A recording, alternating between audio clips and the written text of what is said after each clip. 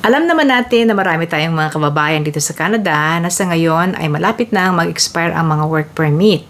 Kaya sa ating video ngayon guys, pag-uusapan natin ang mga PR programs na maaari nilang applyan. At ang mga PR programs na ito ay para sa Tier 4 and 5. Isa na rito ay ang Ontario Immigrant Nominee Program, Employer Job Offer in Demand Skills Stream for Tier 4 and 5. Gayon din ang British Columbia for Entry Level and Semi-Skilled or ELSS Stream. Ito po ay parehong for Tier 4 and 5. Yun, kaya stay tuned guys. Don't forget to subscribe to my channel. Hello and welcome back. Si Ate Menchie po muli ito, and today another topic about Canada. Kung kayo interesado sa gantong paksa guys, please consider subscribing sa ating channel Menchie's Philcan Life. Pwede rin kayong mag-follow sa aking Facebook page na Menchie's Philcan Life, and you can join and be a member of this channel. How to join? Just click the join button below and sundan po ang instructions ng YouTube. Pasalamatan ko na ang ating mga channel members. Thank you kay G View, Imelda Leal, Nani, Crystal Snow, kay Pecto H, Nanette Lapira, kay Joy Gabriel X, Marjorie Ramos, kay Marjo Jumento, Jen C, Neri Castro, Marciano, and Nimfas. Welcome sa ating new members, Driving Mom Advisor, Johnson Pangilinan, and Corazon Binene. Salamat po sa inyong support sa aking channel. And now let's go to our topic right away. Ang video natin ito ay in support po sa ating mga kababayan na malapit na mag-expire ang work permit at nanganganib na hindi maka-renew o di kaya ay nag-iisip sila kung paano ang gagawin. Ang isa pong paraan ay makapag-apply sa PR program. Ngayon, kung hindi po ninyo napagtuunan ng pansin ang mga PR programs sa nakalipas na ilang panahon kasi busy kayo sa inyong pagtatrabaho, this is the right time to think of possible ways, at ang isa po ay ang pag-apply for permanent residency. Ngayon, kung naalala po ninyo nitong nakalipas na ilang buwan, I think that's about August of this year, 2024, nag-announce ang Immigration Canada na magkakaroon sila ng PR program for Tier 4 and 5, di ba?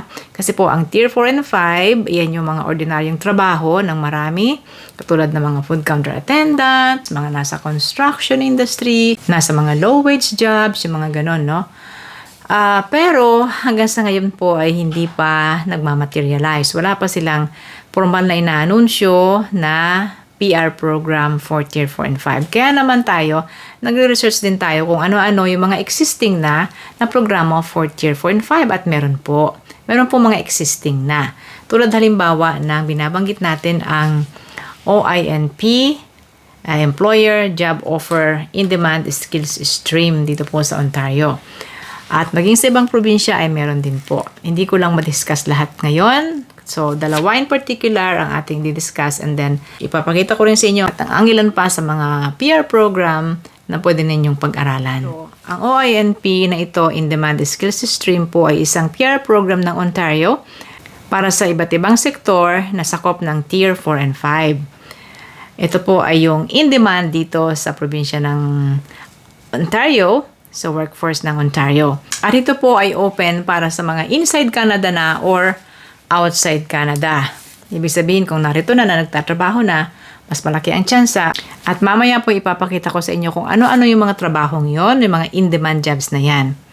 There are two sets po ng mga eligible jobs para sa programang ito. Merong inside the Greater Toronto area, itong loob po ng Toronto. Alam nyo naman, ang Toronto ay napakalaki po na metropolitan city. So, merong mga trabahong pwede ang nasa loob ng Metro Toronto, at may set din po ng mga occupations na dapat ay outside of Toronto. Kaya panoorin po ninyo ang mga clips na ito. Ito ang mga eligible occupations in Ontario, inside and outside the Greater Toronto Area or GTA. Home support workers, caregivers and related occupations, meat cutters and fishmongers for retail and wholesale, construction trades, helper and laborers, other trades helpers and laborers, specialized livestock workers and farm machinery operators, livestock laborers, harvesting laborers, nursery and greenhouse laborers, and industrial butchers and meat cutters, poultry preparers, and related workers. Ito naman ang mga occupations na eligible pero dapat ay nasa labas ng Greater Toronto Area. Ang mga sumusunod, shipper receivers, production logistic workers, dry cleaning, laundry, and related occupations, railway yard and truck maintenance workers, automotive and heavy truck and equipment parts installers and servicers, utility maintenance workers, meron pang material handlers, at maraming iba pa. Hindi ko na isa-isahin mabasahin guys.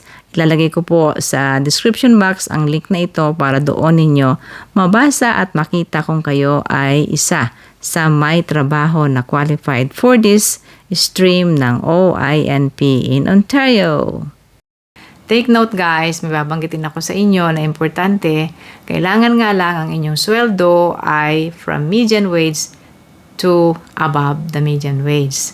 At ngayon alam ninyo na ang median wage natin ay itinaas pa ng 20%.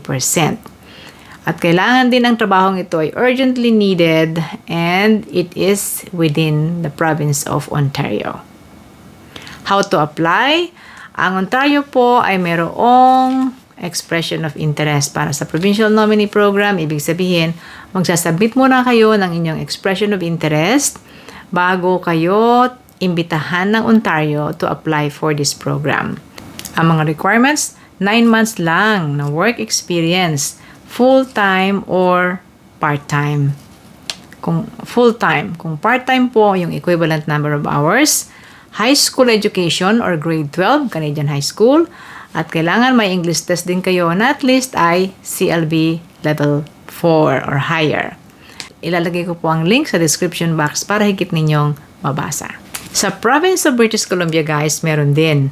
Ito po ay ang entry level and semi-skilled or ELSS category sa ilalim po ng Skills Immigration ng British Columbia.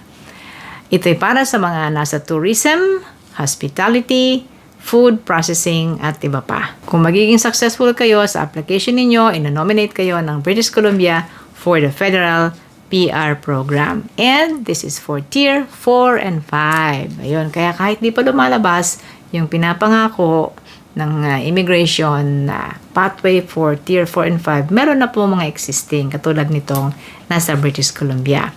To be eligible to the ELSS ng British Columbia, kailangan nyo ng 9 months din lang na minimum full-time work experience in British Columbia. Ang English test ninyo, kailangan meron kayo. And then, kailangan kayong mag-register. Ang employer ninyo ay dapat pong susuporta sa inyong application. How to apply? Meron din pong expression of interest ang BC. Ang tawag nila ay registration. So first, magkikreate kayo ng profile ninyo sa BC portal para sa registration. And then, pag na-invite kayo, ay mag-a-apply na kayo for the BC ELSS. At kapag kayo ay nakapasa, bibigyan po kayo ng nomination ng British Columbia and mag-a-apply na kayo sa IRCC Federal Program ng Permanent Residency. Ayan po, ang ganda ng process guys. So, tinan niyo po sa screen. Ayun. So, good luck sa inyo sa mga nasa British Columbia at nasa Ontario. Ito ang eligible occupations para sa ELSS ng BC. Ang nasa travel and accommodation, tour and recreational guides, occupation and food and beverage services.